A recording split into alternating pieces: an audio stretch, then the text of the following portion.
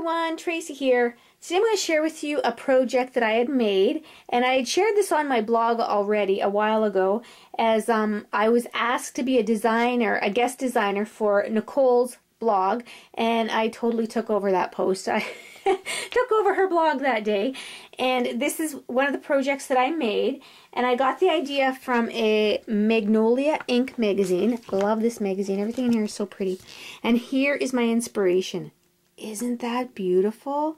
I just love the colors. They're so pretty. And that little image, isn't that adorable?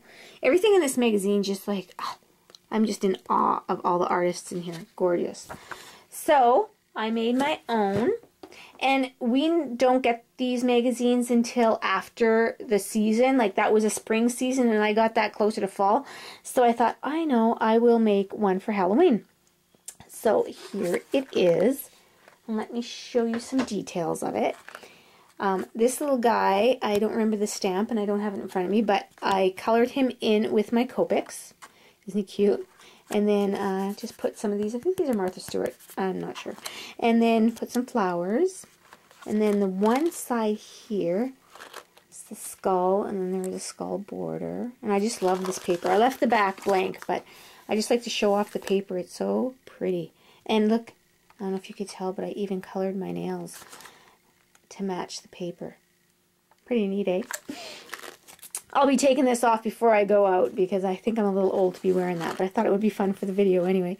And here is the other side. And the handle, I just punched the handle with a border punch, and then the green underneath, the spider web is punched. The green underneath is just some cardstock that I fussy cut around there because I'm sure that it would have ripped apart if I would have just used the border punch. So what you do is you can open the sides of your picnic basket, and I have magnetic closures on them. This one here seems to be moving around a little bit, but I have two magnetic closures. They had strings going through here, and I just put magnetic closures on mine. And then I filled it up with some goodies, and I'll show you the goodies. This here, this is just a bottle of sparkle, but you could put like that sugared, colored sugar in here. And that one says Venom. And then this here is 2 little chocolate nuggets. And I just wrapped it with cardstock and stamped some spiders on there. And used some of my Halloween, Happy Halloween ribbon. And then this here was part of the paper. And then they're 2 scallop punched together. And then you put a piece of cardstock here to hold them together. And I think that's cute. I got that from another video on YouTube. And then here is, this side here, is another container. And I think Becky had made something with these like years ago, and she found them at some dollar store. And we didn't have them at our dollar store, but when I went to the States I saw them, so I picked them up and I decorated them. So here's one. It's filled with candy corn, yummy. And then the last container is this one, and it's Toxic Tonic, and I just put the border punch around, wrapped it with cardstock, put a border punch around, and then just added some skulls. And you open it, and it's full of Smarties. I know it's not full, I've been nipping in them, but see, I do leave the red ones last. I always do, ever since I was a kid.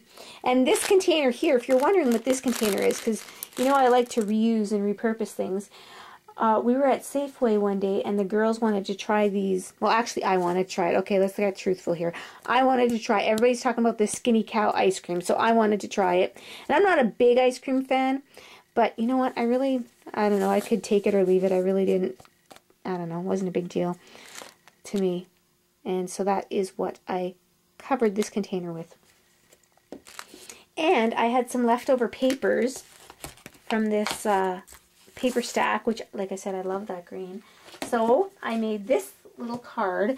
I've been making a lot of cards lately. That's probably why I haven't been posting that many videos, because I know lots of people do videos on making their cards, but it takes me forever to make a card, so you guys would be very bored with that.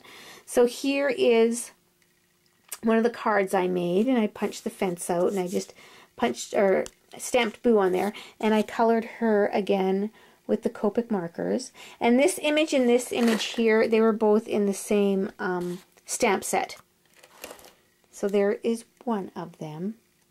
And then, like I said, I posted this for Nicole on her blog, and I had made this card first because she likes the gothic kind of Halloween images, so I thought this was perfect. And then this here, this was a different stamp altogether, but I thought it went really good. And then the background was white, and I used the Tim Holtz Black Soot Distress ink for the sky. I think it turned out really good. And then here I just drew that with my Copics also. And this actually was just the background paper. I thought it went really good with this image. And then I colored this in and then stamped Fright Night on it. So there's that card. And then I was also in a Canadian blog hop, which was so much fun. So many artists out there just take my breath away. And this is the card I made for that. And here is image I colored, a Craftin' Kimmy image I colored. And I don't know if you could tell, but I put like some sparkle in her hair bands. And then her dress here is with the white gel pen for the lacy part. And she had a bat in her hair, but I put a sticky bat. I wanted some dimension on there. And then this here is one of those sparkly butterflies. This is definitely a hand-delivered card. It is not one that'll fit very well into an envelope. So I don't know who will be getting this, but I'll have to hand-deliver that one. So that is what I've been working on lately. I'm also working on a couple Halloween minis that I will share with you when I get those done. And like I said, I don't really share my cards on here until the end of the year. I'll do a slideshow. But if you'd like to see some of my other cards, I can show you the ones I've been doing so far. But that is it for me for today. So thanks for joining me. And I hope I gave you some ideas to make some of your own cards, or one of these little things that are so cute. I have no idea who I'm giving this to either. I think I'll just put on display for Halloween. But thanks for joining me, and we'll see you next time. Bye now.